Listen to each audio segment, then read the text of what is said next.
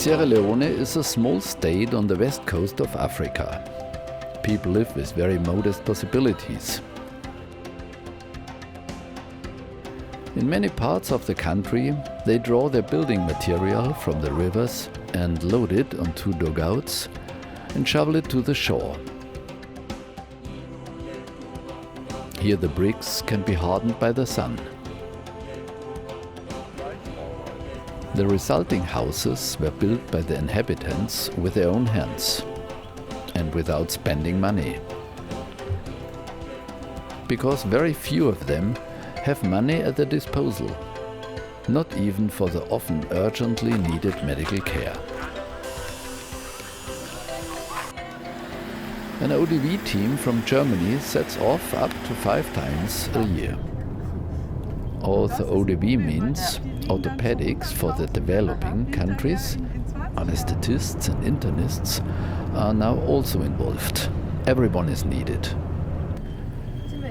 From Freetown on the Atlantic coast, it goes 150 kilometers inland to the city of Lunza.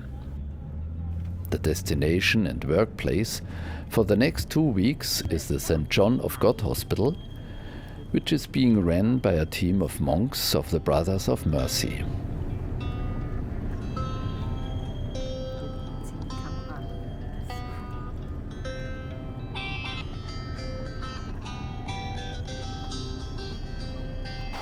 First of all, it goes through the main entrance to the living area of the guests.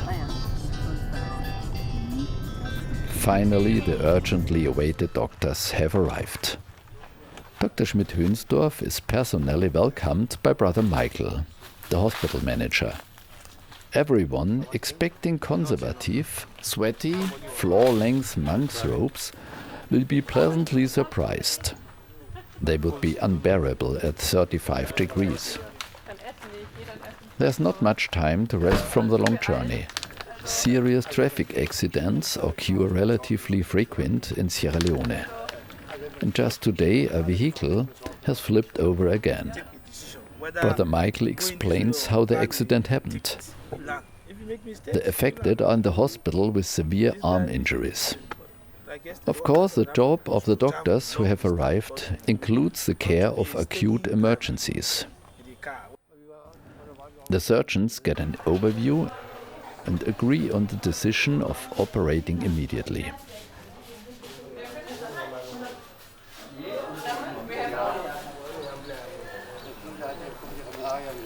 But first the anesthesiologists set off. The whole process is still known from previous visits. The entrance, the changing room, and how it goes on. In many areas, ODV members have helped to set up, and now they are benefiting from the standard. The St. John Hospital is now considered the most modern hospital in Sierra Leone. Of course, this can be felt most clearly in the operating area. In the following 2 weeks, they will perform some follow-up operations until the final skin graft. And a few months later, at home, they will get the information that the patients have been able to keep their arms and the wounds are closed. Goal achieved. The care of emergencies is important, but on the planning for the next 2 weeks are mainly the care of children with club feet. There comes the 7-year-old Mimuna with her mother. She actually walks quite well, especially barefoot on the stone floor. But her right foot really doesn't look good. Dr. Schmidt-Hönsdorf puts her on the surgical plan. Mimuna seems a little worried about what will come to her and what Mama will do meanwhile. But in Africa, it is common for mothers to stay with their children during their stay. The general hospital procedure is quite uncomplicated, and so the admission organization simply takes place in front of the main entrance. The families of Sulaiman and Bokhari are already sitting on the bench when the recording team arrives.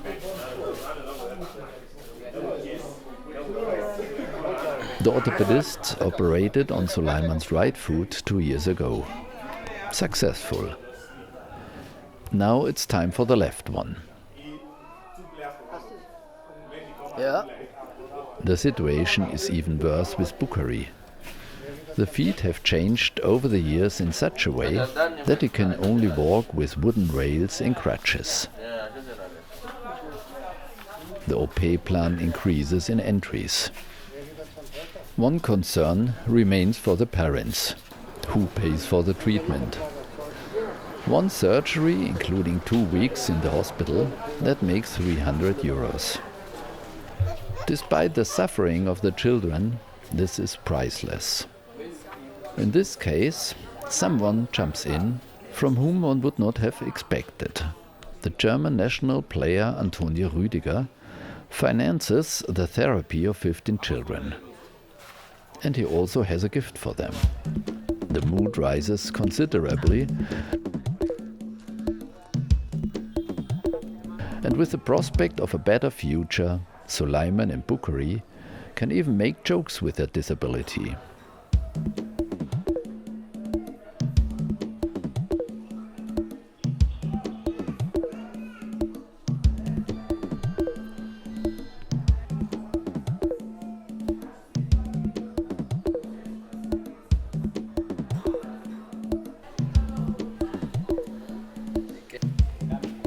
The children of Sierra Leone are also exposed by other dangers, and this does not mean sports injuries. It is much more serious. Through a combination of heredity and response of malaria, sickle cell disease is very common here. For the most part, the red blood cells are not round, but have a sickle shape. And this has a strong impact. Children who appear fit and healthy can become seriously ill within a very short time. The immune system can hardly defend itself against certain bacteria and malaria. They can get infarctions in bones and many other tissues. And untreated, they rarely reach adulthood.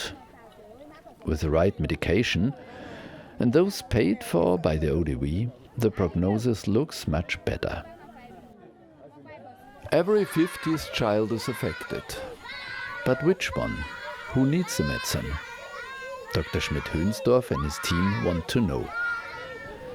They have set up a newborn testing site at Lunza Hospital and are planning to spread further. Once a week, a lot of mothers arrive with their newborn babies. Dr. Lena Schweiger-Hammelsbeck from Regensburg will set up, train and perfect the test procedures in the coming weeks. Together with Sister Rosetta, they invite the mothers to come to them one after the other. They need a drop of blood from the small foot of each child.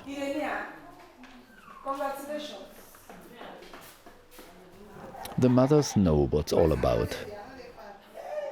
Their babies are protesting.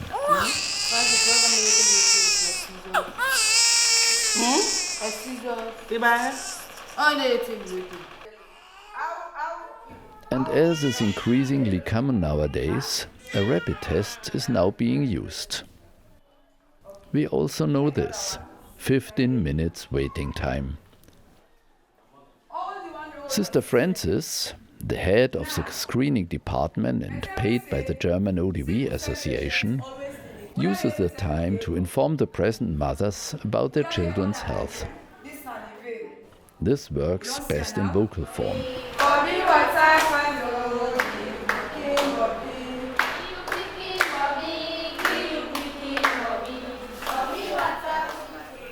For Suleiman, the time has come. The ward nurse picks him up, unfortunately without his new jersey. But in the operation area, there's a different dress code.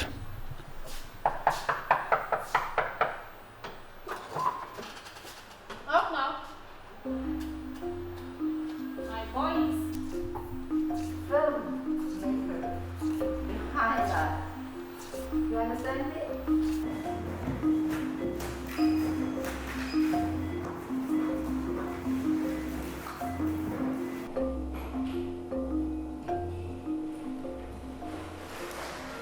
With the onset of anesthesia, the strain finally subsides. It is still not clear whether you are accompanied by dreams with such a sleep.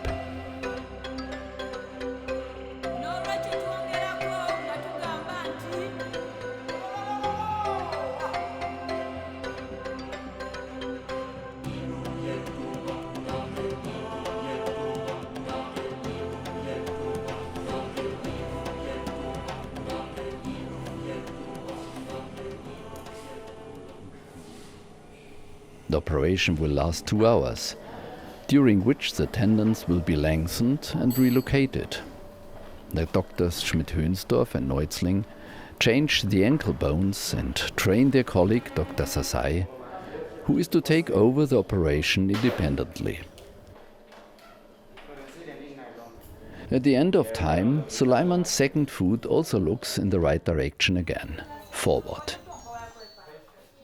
He will remain in the clinic for 2 weeks, always under medical supervision, and financed by Western donors.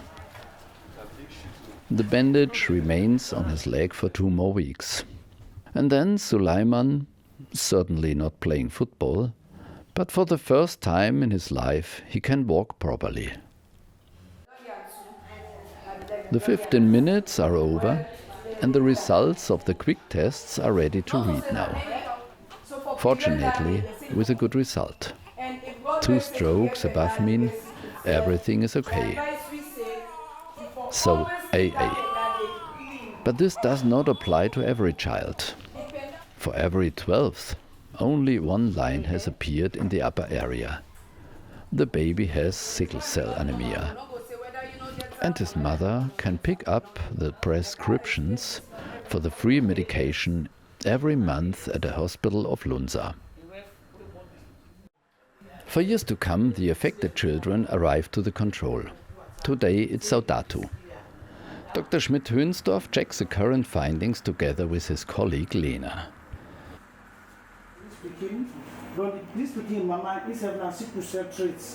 And Saudatu's grandfather will be informed about the current precautions. Infection, good. If you see blood like this, go to the doctor, want them.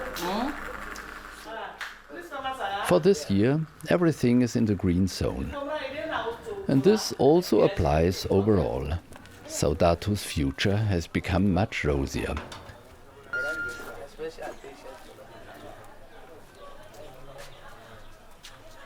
Once again, the 2 weeks have passed quickly. For internists, anesthesiologists and surgeons, there's an infinite amount to do. The next team will specialize in bone fractures that have not healed properly and need to be reassembled cleanly. I'm very much happy with Dr. Frijov and his team, and for me, it's the concern. Dr. Frijov is always there to identify needs and solve them.